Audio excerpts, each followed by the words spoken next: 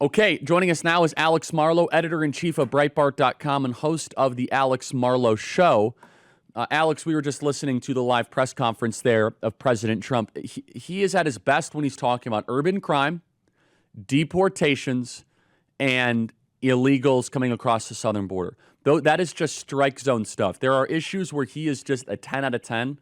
When President Trump just starts ranting, he says, these people are pushing you on subways and you can't walk the street in New York. He looks at it from a view of just a regular New Yorker and a citizen. Comment really quick, Alex, on Alligator Alcatraz. We haven't covered it yet on the program. What is it and what is the significance of it? Yeah, well, this is Ron DeSantis' new prison where he is going to try to put some of the bad guys. He's going to be some of the worst guys around in a prison where it is theatrical, but it's fun. And I love fun. And I make fun of Governor DeSantis a lot. I do call him Governor DeSanctus and Governor DeSanctimonious, Charlie, because I think Trump did nail that. I think he is sanctimonious. But I got to say, he's an amazing governor and he gets stuff done. The guy's relentlessly trying to create new things. I know this speaks to your leadership. I know as a CEO, Charlie, you're always trying to get to the next thing and do more. DeSantis loves to do more. And I'm glad Trump was down there and they were being friends and buddies and talking about putting some of the worst people in a prison that sends a signal you don't want to be there. That's the message that's being broadcast. We have a low tolerance for crime in this country. We are restoring law and order in this country. That's what President Trump is all about. And that's the essence of why he's so good on illegal immigration, is that he knows it is a disgrace as a country that if we do not value law and order first, the Democrats hate law and order. They detest it. They would prefer chaos. They prefer for criminals and for illegal aliens to be prioritized over citizens. This is a easy layup for us, but we have to run through that door, and we're doing it. Both of these guys are. I sent out a tweet yesterday. It was performed beautifully. We need to redo the census and only count Americans. The census was counting illegal aliens, and it was such a scam. Minnesota was within like 30 people of losing an electoral vote and a congressional seat. 30 people. Alex, talk about the apportionment topic because it doesn't get talked about enough, and how the census in 2020, done by Joe Biden, well, actually, it wasn't done by Joe Biden. It was done by Trump, but it was stopped by the courts and COVID interrupted it. But should we not redo the census?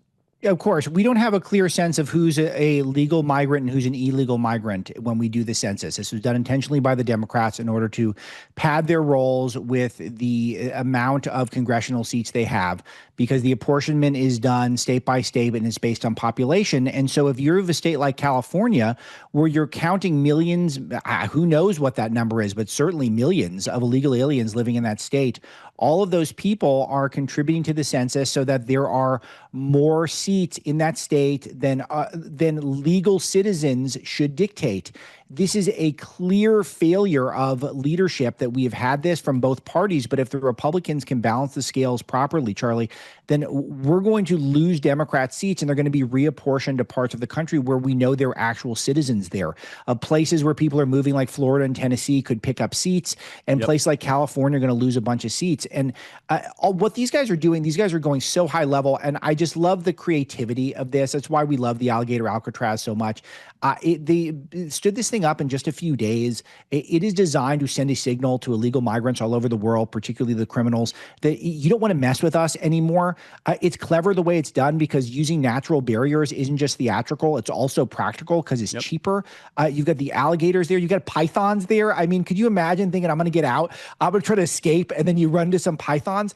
It is such a great idea, and it's one of these things where I love the innovation, the creativity, and the boldness from these guys.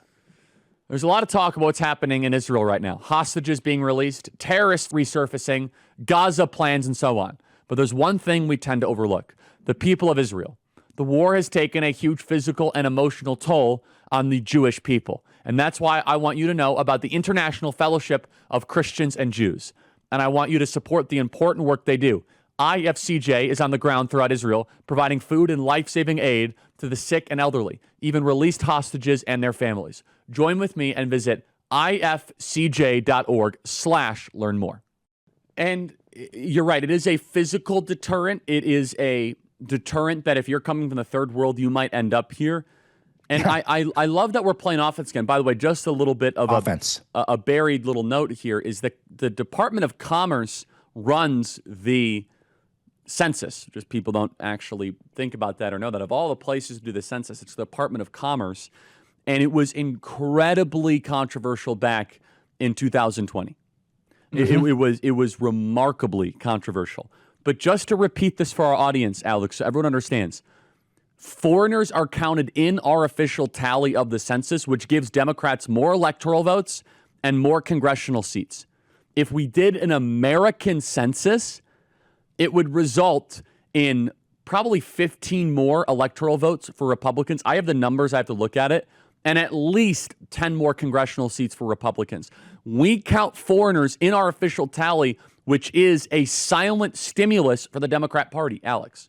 Yeah, this is it. It couldn't be more simple that we include residents, not just citizens, in the census. Crazy.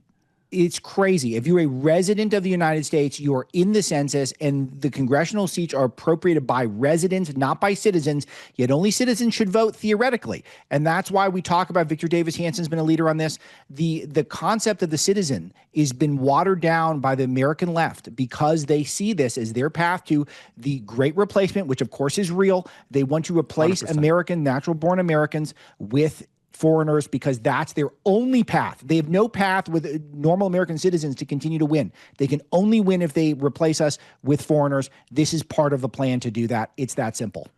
And the great replacement is absolutely legitimate, without a shadow of a doubt. And so what they want to do is they want to replace the native population. But what they're really fearful of, imagine this, imagine if we redo the census and we're able to have mass deportations. What could this actually mean for a reapportionment map? Here is the tweet. This was Shane that found it. We should redo this. This was done back in March. No, this was not the one. I have an older one. But basically, the ramifications of congressionally and in the Electoral College are profound. In fact, President Trump would not have to win a single blue wall state in 2024, which he did. He won all three. And if you look at the electoral math, this would break the back of the Democrat Party. I agree with you. I think that if they didn't have this is a cheat code that they've got. This hands them a few seats. Think about how tight this BBB vote is going to be. And every vote matters. First of all, if you think of the Senate, obviously, which is not really apropos to this conversation, but every one of those tight Senate races, Charlie, and you campaigned so hard in so many of those, that came down to the wire, those ones that got decided late at night, so many of those went Democrat. Each one of those seats would make it so that we wouldn't have to compromise with the moderate rhino cuck wing of the conservative movement of the Republican Party. We wouldn't have to give handouts to all those people. Every vote counts in a Congress where it's decided by just a handful of votes. Those reapportionments is the difference between maybe a slightly tougher bill or a slightly weaker bill. Maybe there's one last holdout that's demanding something unreasonable. At the last minute, they get it through. They might have gotten it through only because they represent an area that benefited from having an extra district in a state because of these illegal aliens. All of this stuff matters, and we need to be in a wartime footing to try to right these wrongs.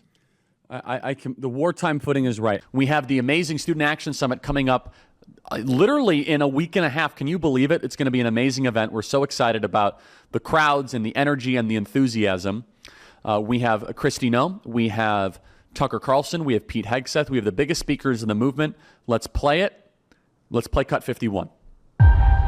They said Gen Z would stay silent, that we'd back down, that we'd forget what's worth fighting for.